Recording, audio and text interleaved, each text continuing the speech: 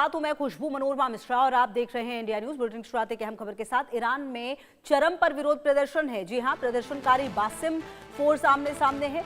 बासिस force की गाड़ियों में आग लगाई गई है। तो आपको बता दें, प्रदर्शनकारी और बासिस फोर्स आमने सामने हैं। सड़कों पर जो प्रदर्शन है वो देखिए किस तरीके से लगातार बढ़ता हुआ नजर आ रहा है और कहीं ना कहीं जो पूरा प्रदर्शन है वो काफी ज्यादा तेजी से आगे बढ़ता हुआ नजर आ रहा है। और आपको बता दें कि अब सवाल ये उठता है कि आने वाले समय में क्या अब ऐसी ही तस्वीरें जो ईरान है उसमें देखने को मिलेगी या फिर कुछ स्थिरता हो पाएगी, क्योंकि प्रदर्शनकारी और बासिस फोर्स के बीच में ईरान में प्रदर्शन जो है वो हो रहा है। जो तस्वीरें आप देख पा रहे हैं,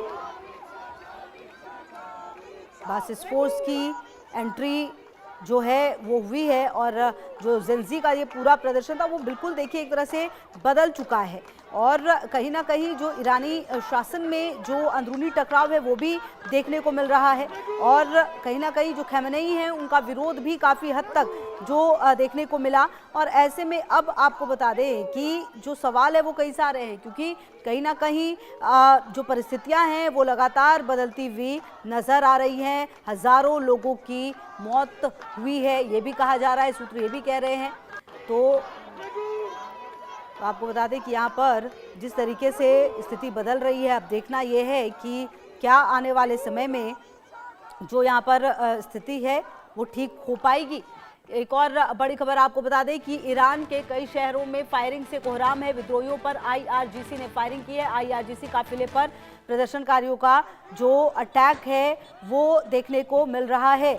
और ये जो पूरा प्रदर्शन है, अब देखिए कहीं ना कहीं ईरानी शासन में जो दरार है वो एक तरह से देखने को मिल रहा है, क्योंकि जो ये आईआरजीसी है कि काफिले पर प्रदर्शनकारियों का जो अटैक है वो भी नज़र आ रहा है। अब देखना है कि खamenei का जो पूरा ये उसके खिलाफ जो प्रदर्शनकारी कर रहे थे वो किस तरीके से आगे बढ़ता हुआ नजर आएगा। तो ईरानी शासन में क्या अंदरूनी टकराव है ये भी अब सवाल उठता है। और कहीं ना कहीं आपको बता दें कि ये अगर आप समझे, ईरान में सरकार विरोधी विद्रोह तेज है लेकिन सत्ता बदलना निश्चित तौर पर मुश्किल है, क्योंकि इस्लामिक रिवॉल्यूशनरी गार्ड कॉर्प्स यानी आईआरजीसी और बासिस नेटवर्क शासन की रीढ़ मानी जाती है। आईआरजीसी सेना से बढ़कर समानांतर सत्ता है एक तरह से, जबकि बासिस समाज में डर फैलाता है।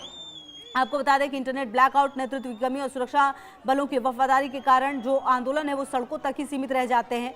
और ईरान की सत्ता में इन दिनों जो विद्रोह है वो लगातार अपने चरम पर है। सुप्रीम लीडर खamenei की नीतियों के खिलाफ युवा सड़कों पर उतरे, सरकार को उखाड़ फेंकने की बातें कही गई। लेकिन इन सब के बीच आपको बता दें कि जो इस्लामिक रिवॉल्यूशनरी गार्ड कॉर्प्स हैं यानी आईआरजीसी और उसका अर्ध सैनिक नेटवर्क बासिस, ये दोनों ईरानी सत्ता की रीढ़, और अब दोनों ने कमान एक तरह से आप समझ सकते हैं कि संभाल ली है। और इनकी वजह से ही जो विद्रोह है वो अक्सर सड़कों तक सीमित रहता है, सत्ता तक नहीं पहुंच पाता। आईआरजीसी को अगर आप समझे तो ये कोई पारंपरिक सैन्य बल नहीं बल्कि एक समानांतर स्टेट है। और आदित्य हमारे सहयोगी ज्यादा जानकारी के लिए इसी खबर पर हमारे साथ जुड़ गए। आदित्य, देखिए जितना आसान लगता है कि ईरान में सत्ता को उखाड़ फेंकेंगे उतना आसान होता नहीं है, क्योंकि आईआरजीसी और जो ये बासिस नेटवर्क जिसे कहा जाता है ये दोनों ही अपने आप में पूरा का पूरा एक सेना का नेटवर्क है ये। और इसी वजह से शायद सत्ता तक पहुंच भी नहीं, सत्ता को उखाड़ फेंकने की बात जो कही जाती है वो सिर्फ कही जाती है, वो सड़कों तक ही सिमट जाता है। और इनकी एंट्री अब जब हुई है तो प्रदर्शनकारियों के लिए बहुत मुश्किल होगा अपने प्रदर्शन को करते रहना। जी बिल्कुल, देखिए खुशबू, अगर आप देखें तो आईआरजीसी काफी सिग्निफिकेंट एक ईरानियन रेवोल्यूशनरी गार्ड्स कॉर्प्स है। ईरान में ये मिलिट्री सुप्रीम जो लीडरशिप है मानी जाती है। तो कहीं ना कहीं काफी जो है इनकी काफी जो है सत्ता ईरानियन, अगर हम पॉलिटिकल लैंडस्केप को देखें तो काफी इनकी जो है बोलबाला रहता है। और कहीं ना कहीं जो ये डायरेक्ट आयतुल्ला अली खamenei जो सुप्रीम लीडर हैं ईरान के, उनसे ये जो है आदेश लेते हैं। तो कहीं ना कहीं इनकी अथॉरिटी को क्वेश्चन करना मतलब बगावत की तरह होता है ईरान में। और हालांकि हम जानते हैं कई सालों से जो है खamenei का पूरा रूल है ईरान में। और आईआरजीसी काफी एक अहम जो मिलिट्री विंग है ईरानियन लोगों की, तो इसमें काफी देखने वाली बात होगी खुशबू, कैसे क्या ये प्रोटेस्टर्स अब अपना ईरान में प्रोटेस्ट रोकते हैं नहीं, कि कहीं इस तरह की खबरें आ रही हैं कि आसिम मुनीर की इन्वॉल्वमेंट हो सकती है इन ईरान के प्रदर्शन में, अमेरिका की इन्वॉल्वमेंट हो सकती है, इसराइल की इन्वॉल्वमेंट हो सकती है, क्योंकि हमने देखा है पिछले कुछ दिनों में ईरानियन आर्मी मिलिट्री ने जैमर्स यूज करे, जो स्टारलिंक जहां इंटरनेट दे रहा था ईरान के लोगों को। तो कहीं ना कहीं अब देखने वाली बात होगी कैसे यहाँ क्या ये ईरान के प्रोटेस्ट यहाँ से रुकते हैं या और गंभीर होते हैं, ये देखने की बात रहेगी खुशबू। बिल्कुल, और कहीं ना कहीं अब देखना आदित्य ये भी है कि जिस तरह से प्रदर्शनकारियों का प्रदर्शन शुरू हुआ था लगातार, अब देखिए हर बीतते दिन के साथ प्रदर्शनकारियों के लिए भी मुश्किल होगा।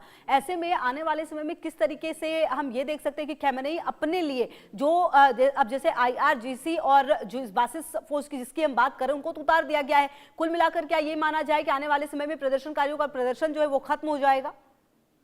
देखने वाली बात होगी कि कैसे कब तक प्रदर्शन खत्म होते हैं ईरान में, क्योंकि हाल ही में हमने देखा है ईरान की जुडिशरी के हेड ने बोला कि जो है इस तरह के प्रोटेस्ट को हम आतंकवाद का नाम देते हैं, और आतंकवाद ईरान में आतंकवाद का मतलब होता है डेथ पेनल्टी। तो कहीं ना कहीं अब बहुत ज्यादा मुमकिन है कि ये प्रोटेस्ट रुकेंगे ईरान में और वापस जो चीजें जो है नॉर्मलाइज होती हुई दिखेंगी आयतुल्लाह अली खमीनेई की जो रिजीम है।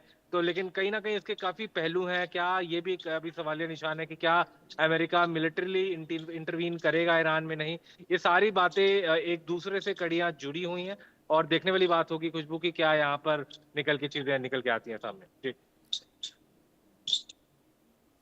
बिल्कुल, और आदित्य कहीं ना कहीं अब देखना ये भी है कि जिस तरीके से अमेरिका की लगातार धमकी सामने आ रही थी, लगातार ये कहा जा रहा था कि प्रदर्शनकारियों पर अगर अटैक होगा, उनको अगर परेशानियां होंगी तो फिर एंट्री करेगा अमेरिका।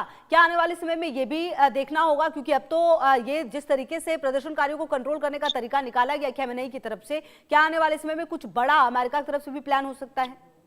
जी बिल्कुल, देखिए अगर सिचुएशन नहीं रुकती है तो कहीं ना कहीं अमेरिका भी अपने ऑप्शंस देखेगा कि किस तरीके से कितनी मिलिट्री इंटरवेंशन करनी है, कितनी नहीं करनी। और क्योंकि ईरान ने भी धमकी दे रखी है कि अगर अमेरिका से कोई अटैक होता है तो दोनों अमेरिका के बेसिस पर जितने भी मिडिल ईस्ट में उन पर अटैक होगा, और इसराइल पर भी अटैक होने की पूरी पूरी संभावना है। तो कहीं ना कहीं सारी चीजों को मद्देनजर रखते हुए, और अभी साबित ने देखा किस तरीके से अमेरिका, ये भी सऊदी अरेबिया ने भी कहा कि हम आपको जो है अपनी एयर स्पेस नहीं देंगे। तो कहीं ना कहीं अमेरिका इन सारे फैक्टर्स को कंसिडर करेगा और फिर जो है एक फाइनल डिसीजन लेगा कि कितना क्या मिलिट्री स्ट्राइक ईरान में करना है या नहीं, या करना भी है तो छोटा करना है, बड़ा करना है। ये एक देखने वाली बात रहेगी खुशबू।